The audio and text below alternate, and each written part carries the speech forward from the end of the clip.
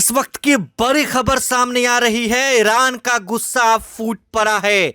Donald Trump के action के बाद इजराइल पर 30 से ज्यादा बैलिस्टिक मिसाइलों से ईरान ने हमला कर दिया है। अमेरिका के ईरान पर हमले के बाद ईरान ने इजराइल पर 30 से अधिक मिसाइलें दाग दी है। कहा जा रहा है कि तेल अवीव, हाइफा और कई शहरों में मिसाइलों की आवाज सुनाई दी। इजरायली सेना ने रक्षा प्रणाली सक्रिय कर दी है और लोगों से बंकरों में जाने को कहा जा रहा है। देखिए इस वक्त की बड़ी खबर और अहम जानकारी निकलकर सामने आ रही है। इजरायली अधिकारियों के अनुसार सभी मिसाइलों को रोका नहीं जा सका है। कई शहरों में तबाही का मंजर जो है देखने को मिल रहा है। जिस बात का डर था आज वो हो ही गया। देखिए रविवार तड़के सुबह से ही लगातार ऐसी खबरें सामने आ रही है। अमेरिका के हमले के बाद अब ईरान ने जवाबी कार्रवाई कर दी है। देखिए अमेरिका ने ईरान के 3 परमाणु ठिकानों पर हमला किया था, जिसके बाद ईरान ने भी इजराइल पर मिसाइलें दाग दी। भारी तबाही मचाई है। इजरायली सरकारी मीडिया के अनुसार ईरान की ओर इजराइल पर कम से कम 30 मिसाइलें दागी गई हैं।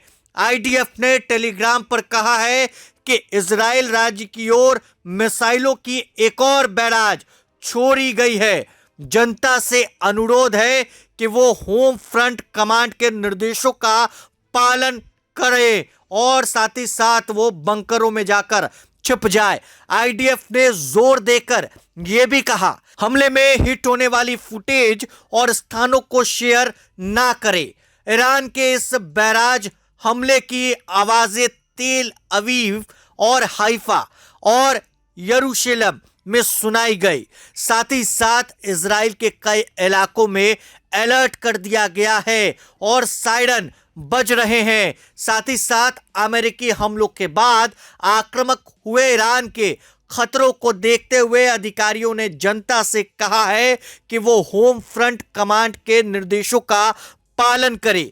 इस समय वायुसेना खतरे को बेअसर करने के लिए जहां भी आवश्यक हो अवरोधन और हमला करने के लिए काम कर रही है। इजराइल रक्षा अधिकारियों का मानना है कि हमले को पूरी तरह से हवा में रोका नहीं जा सकता है, इसलिए जनता को होम फ्रंट कमांड के निर्देशों का पालन करना जारी रखना चाहिए। इजरायली मीडिया ने ईरान के ताजा हमले में लगभग 25 मिसाइलों की रिपोर्ट की है। इजरायली सेना का कहना है कि उसने ईरान के इजराइल के क्षेत्र की ओर दागी गई मिसाइलों की पहचान कर ली है और कहा है कि उसकी रक्षात्मक प्रणालियां खतरे को रोकने के लिए काम कर रही हैं। तो इस वक्त की बड़ी खबर और अहम जानकारी सामने आ रही है। अब आने वाले दिनों में क्या होगा ये देखने वाली बात है। प्रभातखबर.com, विश्वास वही, रफ्तार नहीं।